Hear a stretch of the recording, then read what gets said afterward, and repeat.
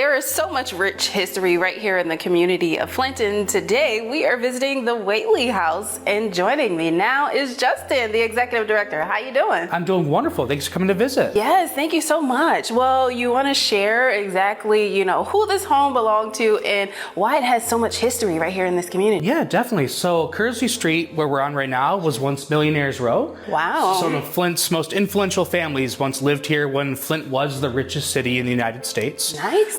So we like to highlight the Whaley family. So we have Robert and Mary Whaley.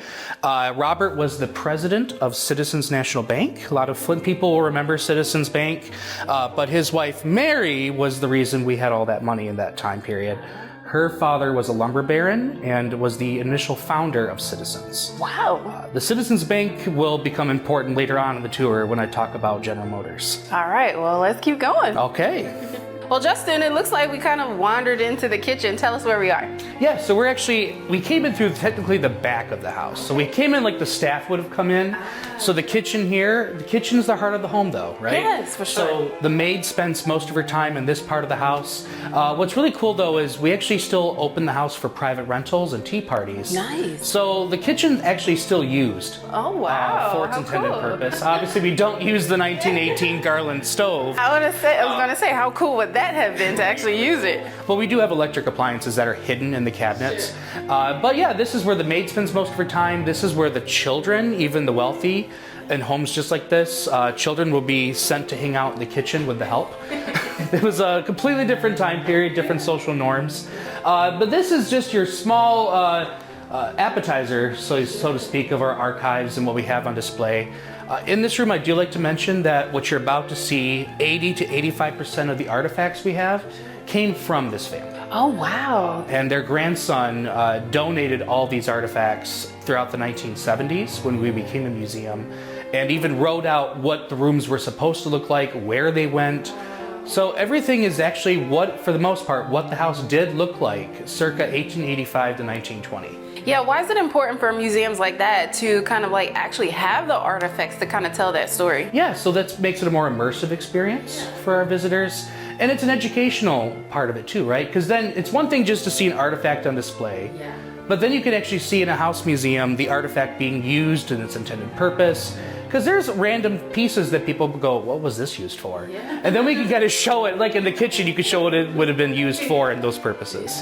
All right, well, I'm excited to see what's next. Yeah. All right, Justin, where are we now? We're in the formal dining room of the Whaley home. So we actually set out the table to look like they would have been having luncheon around this time. So how the table we set for lunch. We used our blue willow pattern. We have about 3 or 4 different china sets in our collection from the Whaley family. We even used, just special for today, the Whaley silver. How important was it for this particular family? Like you were saying, the kitchen is the heart of the home, but being able to sit down at the dining table. This is a time period when people were sitting at the table. This is your end of day social hour with the family. Kind of like most families still have social hour at dinner today. But for dinner, especially lunch and dinner, if you're having formal company to the home, this is where you're impressing them, right? This is where you're kind of showing off, or as our teenage guests like to say, flexing, right? This is where you have people coming over.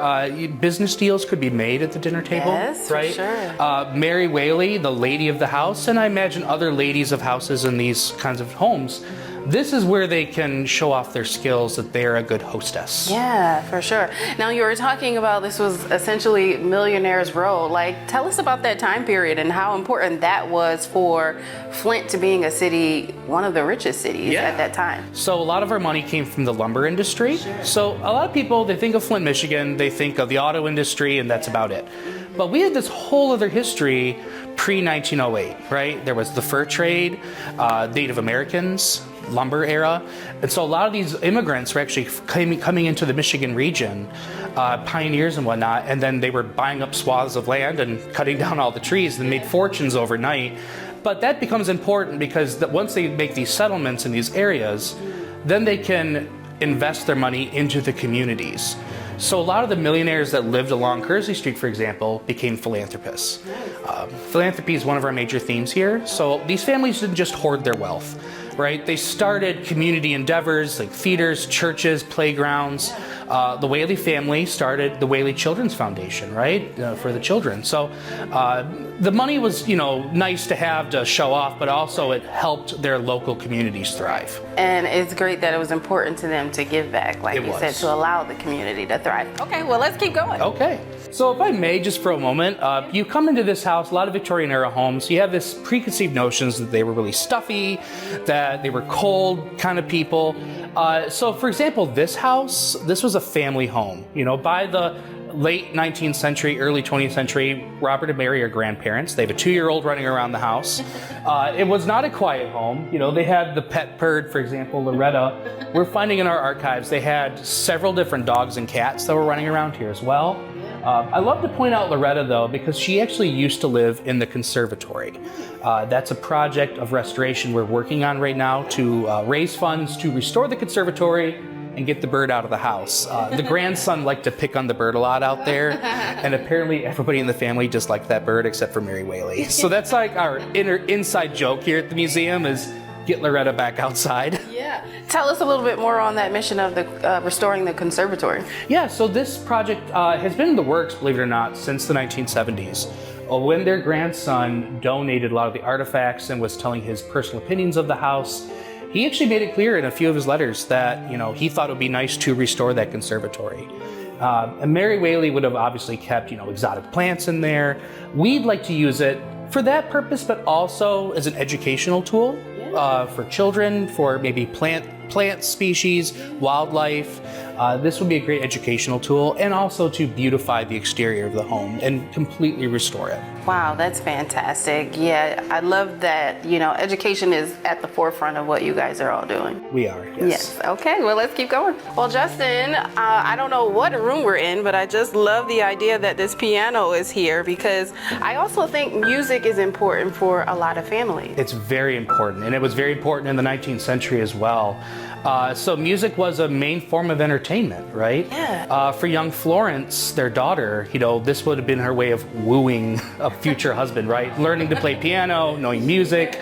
So the room we're standing in right now is we call the music room, or some people call it the drawing room. Fun fact, they call them drawing rooms because after dinner, the women would withdraw to this room for conversation. Yes. So this would also be kind of the informal living room where if you're in this room in the 19th century, you're part of the inner circle, right? You're a close family confidant, close family friend. So we have a lot of interesting artifacts in this room, though, besides the piano. This is from 1918. We have it tuned annually. Yeah, nice. But you can see more pictures of the family. In this room, we showcase their wedding certificate from 1867. Love was a big thing for this family as well. Robert and Mary were devoted to each other. And it's interesting to know that because you read a lot of families from that time period that was probably a business contract marriage. Right. Robert and Mary, from what I've been reading about them, they actually had a true love story, which is rather sweet.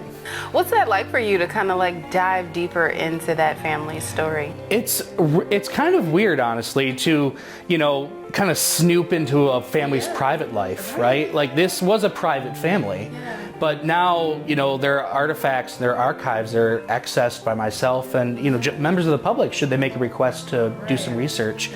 It is a weird feeling going through someone's personal possessions, but also it's really neat to know that their legacy lives on because we're able to go through those things. And I was going to say it's important for people to know, since they were philanthropists, it's important for people to know that history as well. And I think is really fun is, I came from a working class background, right? And so for anyone coming on a tour especially, you come into this home and just for a brief period during the tour or any one of our programs, you could just pretend that you're a member of Flint society in the 19th century. And that's why it's really important that we allow people to roam these rooms and get immersed into the experience. Yes, you're definitely immersed, especially me now sitting on the piano. That's a favorite with a lot of our younger visitors too.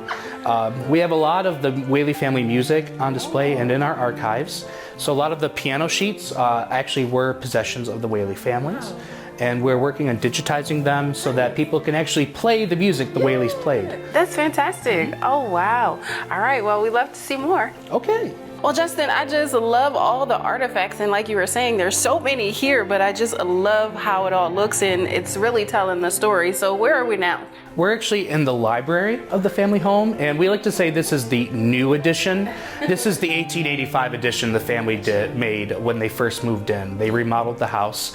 Actually, right now, we're looking at Robert's desk that he had at Citizens Bank when he was president.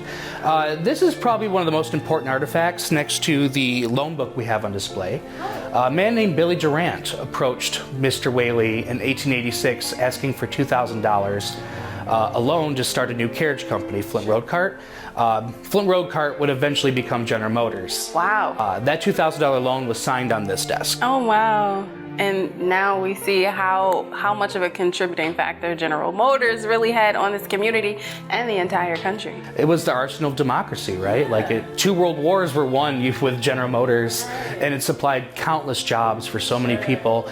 And it all started on this desk with that loan from Mr. Whaley. Right, and to think it was only $2,000. That'd be about $65,000 today, but yes, a small loan. Well, I love the ambiance of the room. You know, how do you think that's important during that time as well? That's a very soothing ambiance. This is actually one of my favorite rooms in the house, the library. What's really nice is you think of the library as like maybe the study or like the men's domain. This was an extension of the living room.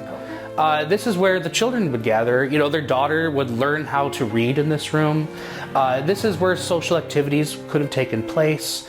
It's more of a quiet area for reflection. And actually, behind that door, it's also what we like to say is Mr. Whaley's social escape route, the hidden staircase, that would take him up to the master bedroom in case there was a house party. Oh, gotcha. Yeah, everybody has their social anxiety limits, right? They actually bought this house for a couple different reasons. From what I'm gathering, this was actually an act of love on Robert's part for his wife, Mary. They actually had a biological son, Donald, who tragically passed away at 10 years old from diphtheria. Wow. Mary went into complete state of mourning. She kind of shut down. And so he actually bought this house as a means for her to give something to do, get her mind off things. So the remodel was her way of moving forward. That's when they adopted a little girl. Oh. But Donald Whaley's death was not in vain. Upon his passing, the story goes they found a jar of pennies. And in Donald's handwriting, he was saving that money for orphans. So after his passing, they earmarked funds to start a trust fund for the Donald Whaley Home for Wayward Boys. Oh my. What Flint residents now know as the Whaley Children's Foundation. Yes, for sure. It's so amazing to hear how, like, from that time period to now, it's a facility that we're still using and giving back to this community. It is. And it's really nice to know that these wealthy families in the Gilded Age, especially here in the Flint region, were looking towards the future, and they were caring about the underprivileged, you know, the children that might slip through the cracks of society. Children's causes were very important to the Whaleys, and that's why you might see toys around the house. We have a lot of children's programs here to honor their legacy. Nice. Okay, well, let's keep going and then you can tell us more about those programs. Okay. Well, Justin, what a beautiful room we're in now. Where are we? We're now in the formal parlor of the Whaley home. So the best way to describe a formal parlor is, you know, some families might have a relative that has the extra living room with the pristinely vacuumed carpet, the plastic covered furniture. No child ever is allowed into that room. Right. No shoes in there. No shoes. So the formal parlor kind of plays off that, in that this is where you put your best things on display.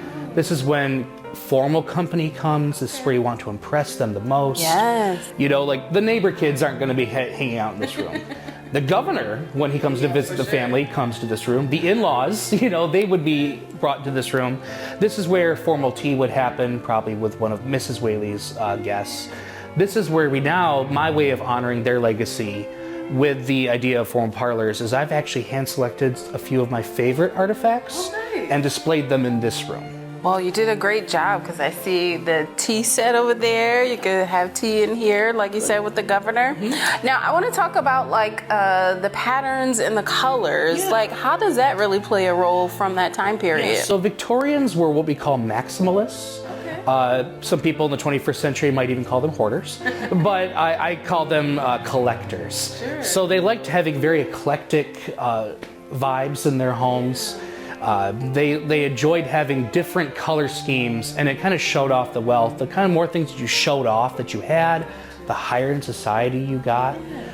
So for example, this room, we've actually selected reproduction 19th century wallpaper. So this wallpaper did exist in that time period, but we're going with what we call the chinoiserie theme. Chinoiserie is the westernized version of China and Japan, which was really a popular trend. So think today we have millennial gray. In the Victorian era, if you wanted to be, you know, on track with what was the favorite theme, you would go with chinoiserie. But yeah, so this room we have more of like the cherry blossom wallpaper. And even above us, if you look, you see like lightning bolts. And that's actually part of the new Art Nouveau movement from France. So that says to me, going off of what we've been researching with the family, and not just from our current selections of our wallpaper and our decor, the family kept with the times. They weren't stuffy and super old-fashioned even for that time period. They kept with the trends. You have to remember, this was a young family, right? And even they were grandparents, sure, but they still had teenagers coming over frequently, so they wanted to keep with the trends of that time. I do want to point out the wooden screen we have in our bay window. So Mrs. Whaley had this installed in the late 1890s, and this is all original. Many families by the 20th century wanted more of an open floor concept and ripped these out. Wow. Yeah, so we actually are one of the few remaining Gilded Age homes that has the original wood screen in our bay window. And that's so interesting because now we're getting to a point where everyone wants, you know, open floor plans. And it's like back then, this was their way of doing it. It was. You know, Victorians were interesting that they like to have a separate compartment for a separate activity. But in a way, you know, this room is kind of an open floor concept, right? Again, with the wooden screen, it separates the room, but you still can be a part of the action. The bay window was an addition as well from the family. Bay windows became popular in this time for many different reasons. You'd have your funerals at home. In 1895, their daughter married the governor's grandson, right? And so the reception was here at the house. And I thought it was really cool when I read that the newly formed Flint Society Orchestra, now the Flint Symphony, played here in the bay window for the wedding reception. Nice, how nice. And it's like you say, it's separated, but you're still in the action, so they could just be right there while everything else went on right in here. How fun. All right, well, what else would you like to show us? We can go upstairs if you like. Okay, sounds good. A woman named Nina Cole painted the two on the left, but this gentleman right here was by our very own Florence Whaley. Wow. She was an avid painter, so her mom painted china. Okay. She painted canvas. Yeah, I was gonna say, they found so many different avenues of artistry to kind of like, you know, keep themselves occupied. That's fantastic. I think we need to learn a little more of that in this society now, right? Because we're always in our phones, but back then they didn't have that. So when they adopted Florence, they actually included this in the schematics of the remodel of the house and designed this room specifically for their daughter. Oh, wow. Right. So she grew up in here from age 10, around the time she was adopted, up until she was married to William Orrell in 1895. Wow. That's a long time, huh? Yeah. And look at this. Is this a... This is one of her dresses. We have many of their wardrobe in our collections. Yeah, so every seasonally, maybe every month or so, our student interns actually will assist in changing out the wardrobes. That way everything gets rotated out, and every time you come to visit here, you see something different on display. Yeah, talk about that, how you involve student interns when they come here. We have a partnership with the University of Michigan Flint. So through the fall and winter semesters, we actually hire work study students. We're an off-campus location. And in the summer months, we have history interns that come here. And I think it's very important that this has become slowly almost a student-led organization, because it bolsters that interest, especially right after college, right? They have an avenue where they can kind of put those skills to use. And I throw them right out there to the public. You know, they get to handle the artifacts, they're cataloging things. Our work study students, none of them are history majors, but they've all found an interest somewhere in the house, and I've been guiding them through different things that one has a real interest in dresses. Nice. So she and I work closely with the wardrobe. We have a financial student that's helping with, you know, the books and things like that. And even a few of the other ones are music students, so they help bring music to life in the house, other than, you know, their daily duties. But yeah, it's really cool that we actually have students that run this. Yeah, because like you said, it's the next generation that you're trying to teach, right? Exactly. Yeah, okay, well, where to next? I just want to point out Sunny's room. So this initially was Florence's walk-in closet, her boudoir. Okay. A little bit of scandal here. She wound up leaving her husband right after her son was born. All right. And moved right back in with her parents. Every millennial's worst fear. She moved back in with mom and dad, and they converted her boudoir into the nursery for their grandson. This was kind of their second lease on life, so to speak, right? They'd lost a son a couple years prior. Now they have a bouncing little boy in the house again. I'd like to think they were helicopter grandparents. They were on top of it. All the toys you see in there actually came from his collection. Wow. And what's really sweet, if you look on, there's a little rocking chair, there's a plaque. The children's things were donated in memory of his Uncle Donald. Aw. Right? I thought that was the sweetest thing.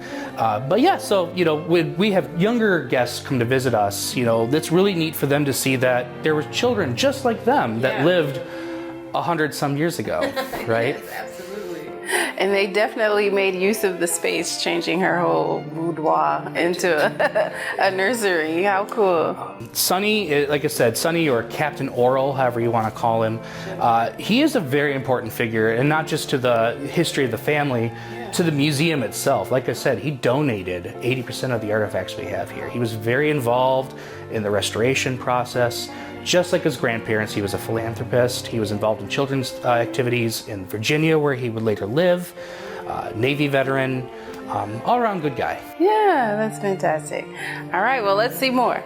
Well, Justin, how cool is this? A tiny replica of the house. So it's our dollhouse Whaley house. So yeah, this is kind of a cool thing. Again, the kids love seeing this, right? But the room we're standing in, this was actually Captain Oral's bedroom when he became an adult. So he and his wife actually moved back in to help take care of his grandparents in their old age. And today we've turned this room into a rotating exhibit space. So this exhibit might be closing soon, but for now we have an exhibit called Anchors Away, Up and Away, and it explores Captain Oral's military career. Wow, okay. You want to tell us more about his military So career? Captain Oral had enlisted the United States Naval Reserves as early as 1927. And the irony is his grandparents, you know, loved China and Japan, but during World War II he fought on the Pacific Front. Oh, wow. Right? So he was given a promotion right after Pearl Harbor from commander to captain, served honorably throughout the war, and later was honorably discharged in 1947. We have a lot of his artifacts from his time in the military on display here. That's a very important thing to us, to honor his military career and honor our veterans. And again, that's another way of, you know, connecting to our public. You know, we've had a lot of guests that come in here and talk about, oh, my grandpa was in the Navy, or my dad, you know, so they can kind of reflect on that as well, journeying through here. And it's really neat because we've actually had a few community members who are Navy veterans who have offered to help me go through and read the jargon of some of his papers. For sure. I'm sure there is special jargon that goes with it. And what are these? These are his flight journals? There's flight logs. So he technically was in the Air Corps. So this is before the Air Force. He had a penchant for flying. He loved flying. And again, he grew up with money. Yeah. He loved yachting and he loved flying. Okay. So when he joined the Navy, he had those skill sets already set to go. Nice. That's awesome. That's amazing that you tell his military career. Well, Justin, where are we now? So we're technically in what should have been the guest bedroom. However, we know it as Laura Whaley's room. So Laura's an interesting character. She's Robert's half-sister who came to live here at 17 years old after her mom, Robert's stepmom, passed away. So for the longest time, we just thought she was the random spinster sister who just stayed here all the time. We're finding out very quickly now that this was just home base for her. As the family ward, she kind of had this independent life, so she traveled a lot. But, you know, a lot of her time was spent partying with these rich boys, you know, that were her neighbors. Now, you might think she just led this little frivolous rich girl lifestyle. She was also a philanthropist, and in 1917, when she got married to a man named Freeman Jones, they moved to his state of North Dakota, and she ran as one of the first women to run in politics in North Dakota for state senate. Wow, that's right? amazing. She used her party planning for running campaigns. Yeah. By the 1930s and throughout World War II, she actually worked closely with the Roosevelt administration, hosting the presidential birthday ball, political campaigns. and hosting fundraising campaigns for polio vaccination research. Wow. So we're finding out that she just wasn't like this frivolous girl. She was very involved in her community, both here in Flint and abroad. Yeah. How important is that to kind of learn that information, knowing that, you know, this family has so many connections, not just here in this community, but it always routes back to Flint and the importance of it. Yeah, so one thing I always remind our guests is, you know, we may not have Whaley money, right? You know, they were able to become financial philanthropists, but what can we do in our own way to help our communities? What, you know, can we volunteer somewhere? You know, can we give back in some way, shape, or form? Again, you don't have to be a multi-millionaire from the 19th century to help your community thrive, right? You can volunteer somewhere just as easy. You know, and like I said, I talk about Laura Whaley. She was raised in probably a middle-class lifestyle, and she had kind of an up in society when she moved in with this family, but she still used her resources to help her community. During World War II, she housed British soldiers at her bed and breakfast in Washington, D.C. So again, like, she had connections, this whole family did obviously, but you don't need to have connections to help your community. You know, just those little steps you can make, like by donating a small amount to organization, volunteering at a soup kitchen maybe. Absolutely. It all sounds cliche, but really every little bit helps if you want to help your community thrive. Exactly. That's great advice right there, Justin. All right, well, let's see what's else. Okay. Where did people go potty in the 1800s, right? We always think outhouses. Yeah. Right? They used an old newspaper for toilet paper. Yeah. So being Kearsley Street was a influential neighborhood, this was one of the first residential districts in Flint to have running water as early as the 1880s. So indoor plumbing, So, yes. Behind me we have the family throne. Wow. I'm sure Mrs. Whaley would be humiliated if I were to show that on camera. But today it's a cool talking point. One of our board members loves talking about the really? toilet. So this is an early version of a toilet. This is a push down. Much different than we have today. Same concept. Thing is, they didn't flush very well. So notice we're on the second floor at the back of the house. Ah, makes sense. Smells kind of waft, you know. Also, Victorians all like to pretend that bodily functions didn't exist. So you typically in older homes will see the bathroom on the second floor, not on the main floor. Gotcha. But in this room, we actually have a few other artifacts from our neighbors. So the sink behind you was rescued from the Bishop estate. So when that house was sadly demolished when I-475 was built, that was rescued from the home and donated to us to be preserved. The wicker furniture came from Florence's yacht. Wow. It's kind of a fun piece. Yeah, how about that? Again, what's really fun when we have visitors come here, there's always chuckling when we come into the bathroom. It's kind of one of the most popular rooms in the house, and get a lot of bathroom selfies that get taken in this room. We do offer a selfie station here, so if any visitor comes here, they take a selfie, they send it to us via that QR code. They could be our bathroom selfie of the week on our Facebook. Wow. Sounds kind of vulgar, but it's a fun little project. Yes. And talk about these. Are these artifacts also? Yeah, so this is Mr. Whaley's manicure kit. Wow. Okay. How he did his nails and looked good in the business world. Wow, that's cool to see that from that time period.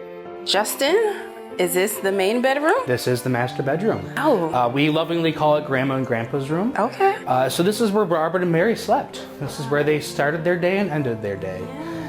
So there's a few artifacts that are very special in here, and again, it kind of does feel like a grandma's bedroom almost. You have the perfumes on the bureau there. A few artifacts I want to point out though, the hair wreath. A lot of people are weirded out when they see this. But that's beautiful though. It is gorgeous.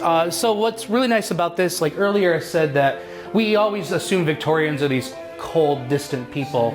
This is an act of love, right? Yes, it's human hair, but it's sentimentality, right? People often would take the weird stray hairs from their comb and save them and trade it with each other. Oh. So yeah, it's kind of a interesting thing, but this symbolizes that, you know, she's keeping her loved ones close to her. I mean, I couldn't tell you whose hair is what, but like we said with the students, the interns actually helped restore this piece last year. Yeah, and to think that it was created into a piece of art, you know, just with hair alone. Anything can become art. Yes, for sure. Oh, wow. One other thing to mention, of course, on a somber note is Donald Whaley's portrait, their son. That's the last known portrait of him before he passed away. But then we have a few other fun little artifacts, like the China gown behind you over there. That was a souvenir from China on their first trip to China. A little fun thing I can show you on this floor, the secret staircase. Uh-oh. That's the staircase where he could escape, right? Escape the social engagements. How fun is that? We need more of these in the houses that we build these days, right? How cool. When we host our Clue Murder Mystery parties, this is definitely used for those events. Well, I'm excited to hear about that. Tell us more about the activities you guys have here. So we have a lot of fundraising activities, and a lot of our fundraisers help with the restorations, preservation, and just keeping the lights on. So in September we have a Clue Murder Mystery Party. This coming October, we're actually recreating Florence's wedding reception here at the house. We do lawn parties in the summertime, and that's where we do like a lot of the children's activities. We recreate Sonny's 5th birthday party, how it looked in 1902. Nice. So we have lots of events throughout the year. Our biggest one is New Year's Eve. We have a big New Year's Eve ball here. So there's so many opportunities to come see the house, if not just for a tour, but to come to one of our high-ticketed events or a crafternoon. We actually have movie night coming next Friday, and like I said earlier, we're preparing for game night tonight. Yeah, fantastic. All right, well, let's finish up our tour. Wonderful. All right, well, lastly, where are we, Justin? Yeah, so we're actually in the maids' quarters right now. So this whole tour, we've talked about the wealthy, right? But we should probably talk about the 99 percenters, right? The rest of us that work for the wealthy. So the maid's salary kind of fluctuated depending on the family she worked for. Most of these women were around the age of 14 to 16, immigrants, primarily from Ireland. She would have been paid about $1 a month. Wow. Which was decent wages for the time period. She's not paying rent or utilities, right? But in return, she's getting up at 4 in the morning and not going to bed till midnight. The other nice thing, though, for these young women that are working for families like this, they become the wards of the family. So they're morally protected by the Whaley family and families like them. The last maid to work here was a woman named Mary Coates. And she actually went on to become a school teacher. Wow. Mrs. Whaley made it her mission to teach all of her maids. Primarily, a lot of them came here not knowing how to read or write. On their off time, she would actually give them lessons. Oh, wow, that's fantastic. All right, well, Justin, for those who want to come check out the Whaley House, tell them how they can find out more information. Yeah, you can check us out at www.whaleyhouse.com. Or you can give me an email at director@whaleyhouse.com. We're on Facebook. Just look us up, Whaley Historic House, Flint, Michigan. You can see a lot of our fun programs. We offer memberships. Like I said, there's something for everyone. For the little ones, for the older crowd. There's something for everybody to do here. Yeah, that's fantastic. Well, thank you so much for the wonderful tour. My pleasure. Thank you for coming. Well, Justin, you mentioned that this home was turned into a nursing home at one point? Yeah, so when Mary passed away in 1925, she decided to leave this home as a care facility for retired school teachers. Again, she had a heart for children, right? So this group of women throughout the 19th century into the early 20th century had given up the chance to have their own children or marriages to become school teachers. So in their older age, they had no one to take care of them. So Mrs. Whaley wanted to take care of these women, and she stipulated that it would be a low rent situation so that these women who became school teachers would have some place to go. Yeah. In the 1970s, again with the highway, they vacated this space, went next door to their new facility, and that's when a group of citizens got together to save this house. Wow. Yep. Yeah, and it's called the McFarland House? McFarland Home for Women. Again, named after her maiden name, right? So you'll see a lot of McFarlands around Genesee County. There's McFarland Library, there's a McFarland Park. They were a very prominent family. We're called the Whaley House, probably because it's named after Robert Whaley. But I always like to talk on tours about, Mary and her family's legacy as well, and how important they all were to this community. Yeah, awesome. Well, thank you so much. My pleasure.